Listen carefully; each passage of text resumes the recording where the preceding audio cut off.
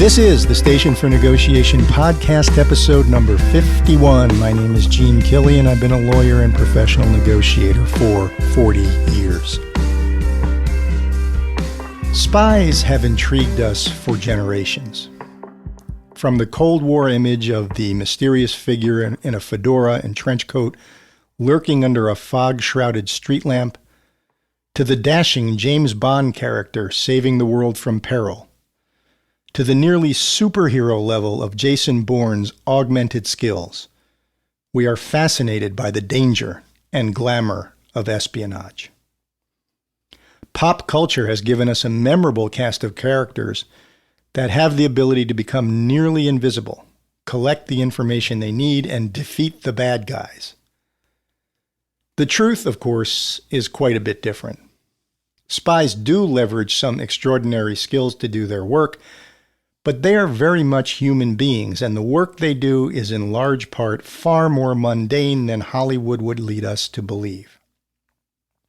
While it's true that spies are trained to deal with dangerous situations, for the most part, their work involves influencing people, developing their targets in order to understand what will motivate them to cooperate, and ultimately recruiting agents to collect intelligence for the U.S. government.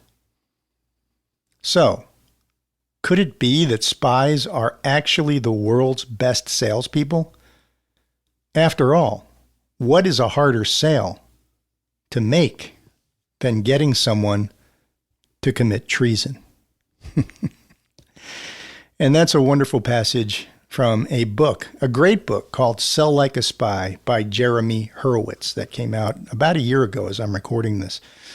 I really believe that this is a great book for you to read if you are a serious student of negotiation. Hurwitz was a journalist and then became involved in working for a security company. So he'd never worked in the intelligence industry himself, but he has lots of friends in the intelligence community. He's worked closely with former spies and with FBI people, and he's developed this book that really goes through the basics and a lot of stories about how to collect information and how to get commitment from people to do what you want, which after all is the essence of negotiation. And he goes through a bunch of really good topics. He for one thing, he talks about our friend Gary Nessner. You may remember Gary from the episode we did on Waco. He was one of the greatest negotiators of all time, was a lead negotiator for the FBI in various hostage negotiations. We did a previous episode about his book, and Jeremy Hurwitz goes into some of the things he learned from Gary Nessner.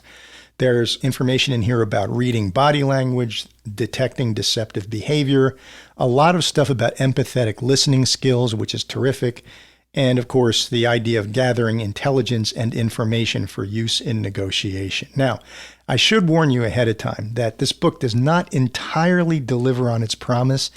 When I first picked it up, I thought, okay, well, I'm going to learn about how the intelligence community, specifically the intelligence community, what skills they develop and what methods they use to get information. And there is some of that, and some of it's very good. But a lot of it is a basic discussion about really topics that are essential to effective negotiation, not always focused on the intelligence community. There's some stuff in here about FBI and law enforcement as well. But if you're looking for a book that's just going to talk about the intelligence community, this isn't it. That said, while it doesn't fully deliver on that promise, it does deliver on its promise to make you a better communicator and negotiator. And I highly recommend that you add it to your negotiation library. Now, the main thing I want to talk to you from the book today is the concept of what Hurwitz calls elicitation. Elicitation is the topic or the subject of how to get information from your negotiating partner that will be useful to you and how to gain commitment from your negotiating partner. At one point in the book, when he's talking about how to elicit useful information and commitment from your negotiating partner, Hurwitz writes about Ellie Cohen. Now, you may not know who Ellie Cohen is. Ellie Cohen is one of the most successful spies of the 20th century, and he is played by Sacha Baron Cohen in a wonderful Netflix series called The Spy. I highly recommend that series if you're a student of history or a serious student of negotiation. And I want to go to the book briefly because it gives a good background of Eli Cohen and discusses some of the situations that you can also see in the Netflix series. So let me go to the book right here, and here's what Hurwitz writes. The art of eliciting information is at the center of spy tradecraft and has been since the world's second oldest profession has been around. One compelling historical practitioner of the art is the famous Israeli spy Eli Cohen. Born in 1924 in the cosmopolitan stew of Alexandria, Egypt, Eli spoke 5 languages and was a gifted clandestine agent whom many people credit with contributing to both the brevity and the victory of Israel against its neighbors in the Six-Day War of 1967. Eli immigrated to Israel after state-sponsored attacks on the Jewish community in Egypt made life untenable. Deeply familiar with Arab culture, he became an invaluable spy for the nascent Jewish state against the many enemies scheming against it. In an audacious plot, he infiltrated high society in Damascus in the early 1960s, despite Syria being a police state and highly dangerous for any Jew. Israel knew that Syria was plotting new ways to attack, but it had no visibility into these strategies until Eli Cohen made his way up the upper rings of Syria's capital city. Once there, you could say Eli's job was solely to elicit the intentions and plans of the Syrians and share them with his spy handlers. The Netflix miniseries The Spy, starring Sacha Baron Cohen, does a great job showing the subtlety of spy tradecraft. Early in the series, Eli has cultivated the military leader and future dictator Hafez al-Assad.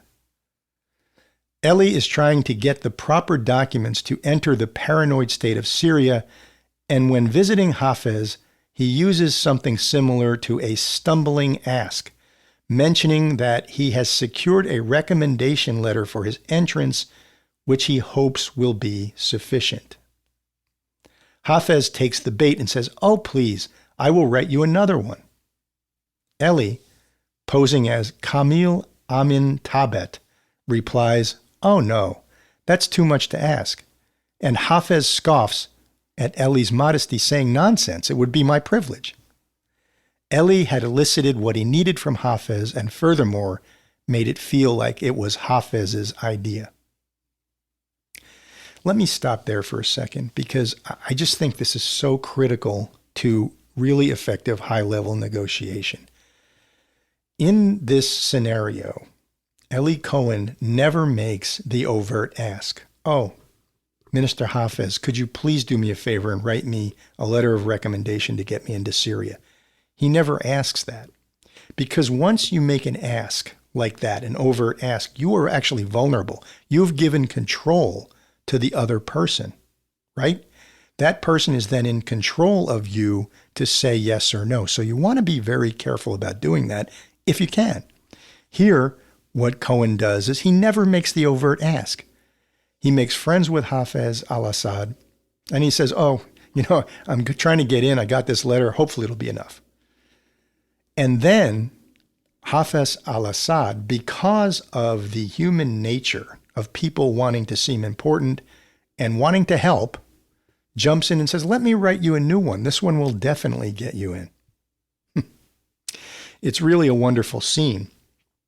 And I just think that when you're in a negotiation, you should think about ways to make the other person offer to do things for you, if you can.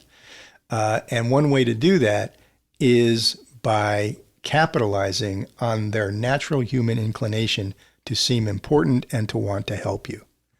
Let's go to another story from The Spy that Hurwitz talks about in his book. Later on in the series, Eli needs to learn what Mohammed bin Laden, Osama bin Laden's father, is doing in Syria, meeting with Assad. He presses the new information minister who he has cultivated for information, but the minister is wary.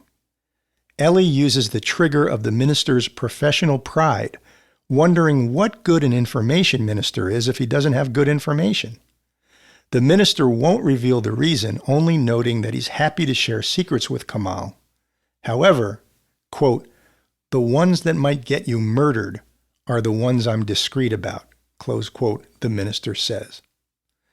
Kamal doesn't learn the exact reason for the influential Saudi's presence in Syria, but he elicits enough to know that it is far from a benign visit, and that there is indeed something for the Israelis to be alarmed about. In a scene soon afterward, he encourages gossip to garner further intelligence. In talking with the same minister, as well as the son of Hafez al-Assad, Bashar al-Assad, the modern-day Syrian dictator, he learns that a top general in the previous regime has attempted suicide because of the torture he was undergoing.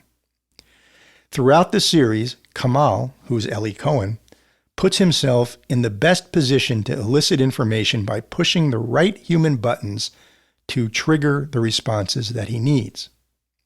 While Eli was eventually caught and executed by the Syrians, the information he secured through elicitation played an essential role in safeguarding the Israeli state as its enemies plotted against it. Really think that this again shows the importance of just developing relationships and being in a position to receive information without making the overt ask. Something you should think about when you're involved in any complex negotiation. Really, it's a wonderful lesson for us in the skill of elicitation, and I highly recommend that you watch that Netflix series, first because it's really entertaining, but second because we can gain a lot of lessons from it. Now, there's one other scene that's not talked about in the book, but that's in the series that I found particularly fascinating. And the situation is this. Eli Cohen is trying to get into Syria, as I mentioned earlier. He has to figure out physically, how is he going to get over the border? How can he get over the border? And so Israeli intelligence has identified a Syrian landowner who has lots of contacts in Syrian government, who would be a very useful asset for Eli Cohen to exploit. And so they figure out where this guy is going to be having dinner. And Eli Cohen goes to the restaurant where this guy is having dinner and sits at a table nearby. Doesn't address the guy, doesn't talk to him directly. Calls the waiter over and orders a really expensive bottle of wine. The waiter says, "Are you sure you want to buy this bottle of wine? It's very expensive." I forget what the price was. Let's say $500 a bottle. And Eli Cohen says, "Yes, I'm aware of the price. Please bring me the wine." Now, the guy at the other table who he's trying to cultivate has heard this conversation and observed it. The waiter brings the wine and pours a glass. And there's a commotion at the other side of the room. It's some young people who are involved in a political discussion. And at this point, Eli Cohen looks over to this landowner and says, kids today kind of deal. They're always, arguing about something. They don't even know what they're talking about. And of course, the guy at the other table says, "Boy, that is the truth." And after a minute, Eli Cohen says, "I ordered this expensive bottle of wine and there's no way I'm going to be able to drink it all myself. Would you like a glass?" And so he pours a glass for the guy, brings it over his table. And at that point, the guy says, "Hey, you know what? You're eating dinner alone. I'm eating dinner alone. Why don't you come over here and sit with me and we'll have dinner together?" So again, Eli Cohen, who is playing Kamal, his alias in this conversation, gets what he wants without ever making an explicit ask. He just puts himself into a position, ingratiates himself with the guy, gives the guy a nice glass of wine, and eventually the guy asks him, "Hey, why don't you come over and sit with me and have dinner?" Wouldn't that be a great place to be in a negotiation or a sales scenario where your prospect is inviting you to come sit down and talk? That's what we should be aiming for, right? And this elicitation that he uses here is wonderful, but it goes beyond that. So at some point, they're sitting there having a conversation, and Eli Cohen asks the landowner, "Hey, what's the current political situation in Syria? I've heard some bad things, and I'm going back there because my family's from there, and I'm a little nervous." And the guy clams up. He clams up and says, "Some things we shouldn't talk about." He looks angry, And he actually gets up and leaves the table and goes back to his room. And I'm trying to understand that portion of the series because I'm wondering, did Ellie Cohen make a mistake and overstep his bounds in that conversation where he had to recover? Or did he do it intentionally so that he could sink the hook even further, as I'm about to discuss? Not sure which way, but in any event, he makes this comment. The guy takes offense and leaves the room. Later that night, Ellie Cohen goes to the man's room and knocks on the door. The guy opens the door, and Ellie Cohen says, "Hey, listen, I just want to apologize. Didn't mean to overstep my bounds. I'm renting a car in the morning to drive into Syria. You said you're arranging transportation yourself. Why don't you come in my car for free, just as my peace offering?" And the guy says, "Thank you very much. I'm just not interested," and closes the door in Ellie Cohen's face. The next scene we see, though, is on the dock the next morning in this place that they're staying. There's a dock, and a car is being lowered by a crane from a ship, and it gets lowered onto the dock, and it turns out it's the landowner's car.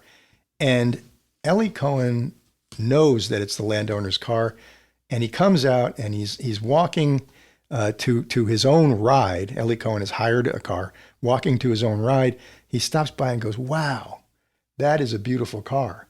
Tremendous. That's a Peugeot, right?" And the guy says, "Yes." The guy says, "You know about cars like this."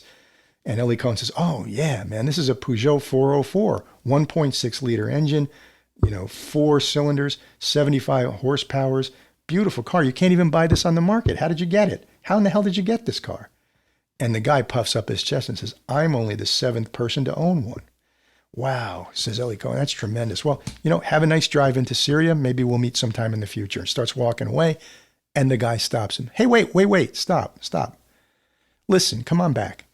What? It's a lonely drive into Syria. It's a long drive. And I know you arranged to have a car take you there. Why don't you just drive with me? Why don't you accompany me in my Peugeot on the way into Syria?" And Ellie Cohen goes, "You sure?" He goes, "Yeah." "Okay." So he tells his driver, "I don't need you anymore." And he ends up in this car with the Syrian landowner. And after a little bit of a complication on the border, ends up in Syria. But once again, what do we learn from this? What we learn from this is that Ellie Cohen gets what he wants without ever making the explicit ask. It's just so interesting from a negotiation standpoint. And again, I counsel you, think about how in your next complex negotiation, you can position yourself and have developed rapport with your negotiating partner to the point where they want your goods or services. They ask you for your goods or services as opposed to you ever having to offer them. It's a tricky thing to do, but if you can get to that point in the negotiation, then you've sunk the hook pretty deep. Once they're asking you for your services, begging you for your services, you've sunk the hook pretty deep. I want to tie this off by going back to the book and what Hurwitz says about elicitation. He says this: "At the heart of all these elicitation ideas is that people are naturally eager to share. That is why elicitation works. I was once on a panel at a prestigious graduate school speaking about corporate investigations when a student asked, 'Why do people agree to answer your questions?' A great question in and of itself, and it gets to an essential human trait that I have observed as a journalist, as a corporate investigator, and as a salesman. People like being asked their opinion. As a case officer put it to me, people want to tell their story. We have a natural tendency to want to share our points of view. Even when I was reporting from places like China, where you would think people would be afraid or reluctant to talk to a Western journalist, eagerness to share was the case. Aside from certain sensitive topics, the Chinese were, like everyone I've encountered, flattered to be asked their opinion and willing to tell me what they thought. Another key component of elicitation is the ability to be a great active listener, the most important and most challenging of the spy skills that will help you to succeed. Boy, that is so true. I mean, if you had to have one quality of excellent negotiators, it's the fact they engage in empathetic listening. My father was like this. God rest his soul. My dad had the absolute ability, like Bill Clinton or any great politician, of making you feel like you were the most important person on planet Earth. When you were talking, he was absolutely zeroed in on what you're saying. He was never fidgeting or paying attention to something else. He was absolutely transfixed. And it's a skill that if you want to be a great negotiator, you have to cultivate. And it's a skill that obviously Ellie Cohen used, both as recounted in this book and in the Netflix series. But let me go, before we close this out, a little deeper on the topic of active listening. Here in the book, Hurwitz quotes one of his colleagues, Mark Polymeropoulos, who is a former member of the intelligence community. And here's what Polymeropoulos says. Mark Polymeropoulos notes the importance of a spy being a good listener. Quote, "The greatest skill you can have is to listen and not talk. If you're always talking as an intelligence officer, you're going to miss things. If I handle an agent for a few years, oftentimes the only outlet they have is with me, their case officer. They have compartmentalized their life so much. You're their shrink. They're telling you things they wouldn't tell their spouses," period, close quote. Polymeropoulos goes on to say this, quote, "I'm chatty and outgoing naturally. I have to battle all my natural impulses, tell myself to shut up. My job is only to listen, not to impress you.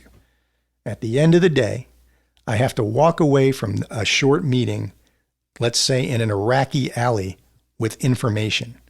Sometimes these operational encounters are super brief, so I had to make decisions on the fly and had to be listening carefully," period, close quote. Active listening is often the Achilles heel of even the most talented salespeople.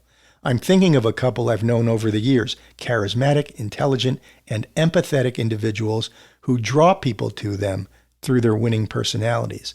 They are deeply knowledgeable about the industry they work in and passionate about the value the services they're selling can bring to their clients, but go on a pitch with them and they start talking and often go on, indulging in long soliloquies where the client or prospect doesn't get a chance to speak for quite a while. I always cringed when this happened during meetings I attended with these highly successful salespeople, period, close quote. I'll tie this all together in terms of negotiation, which is when you're in a negotiation, always ask yourself, why am I talking right now? And why am I talking right now? And if you don't have a really good answer to that question, shut up, be quiet and listen. You can get more deals done and more information through listening than any other skill you could possibly imagine. One thing I sometimes recommend is go back to the Bible of all sales books, Dale Carnegie's book, How to Win Friends and Influence People. That book is all about keeping your mouth shut and letting the other person talk. And at one point, Carnegie said in the book, I would have these conversations where I wouldn't say anything. And at the end of the conversation, the other guy would say, "Wow, you are such an amazing conversationalist." And he hadn't said anything. That's what you're looking for. And I'm going to close this session with one last quote from Sell Like a Spy. And here's what Hurwitz writes. "I strongly believe that life is sales. Whether we work in sales or not, all of us are trying to influence others, get them to understand who we are, and build satisfying and deep relationships. The skills that make someone a good salesperson are often the same ones that allow that person to connect with people in their everyday lives." I lied. I'm going to give you one more quote. And this is from the famous ex-football coach, Tony Dungy, who is now a sports analyst on television. He was a famous football coach in the National Football League. And here's something that Tony Dungy wrote.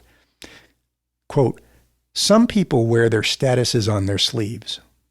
You know immediately that they are a CEO or a media mogul or a person with lots of connections. And if you can't tell by looking, they will let you know by dropping a few hints or names of people they associate with. Other people have exactly the same status, but you wouldn't know it from the way they look or talk. They may have obvious leadership skills. That's how they got the position they are in. But they don't have the self-promoting attitude to go with it. When you're with them, they behave as if you're the only one in the room worthy of focus. They know how to make others feel significant. That's why Tony Dungy was such a good football coach. I'm asking you to remember that when you are talking with someone, personal or in business, make them feel like they're the only one in the room worthy of focus. Make them feel significant, and you'll be amazed at the effect on your ability to close deals and on your career. And folks, that's all I have for you on this session. So, this is Gene Killian for the Station for Negotiation, signing off and reminding you once again that negotiation is life. Hey, thanks for listening to the Station for Negotiation podcast. Until next time, you can keep up with us on social media at the following places. On X, formerly known as Twitter, it's at STN4Negotiation. That's at STN4Negotiation. On Facebook, you can hit us up at facebook.com/Station4Negotiation pod. That's facebook.com/Station4Negotiation pod. Over on Instagram, you can reach us at Station4Negotiation. Again, that's at Station4Negotiation. On LinkedIn, Station4Negotiation podcast. Again, that's Station4Negotiation podcast. Over on YouTube, we're at Station4Negotiation. That's at Station4Negotiation.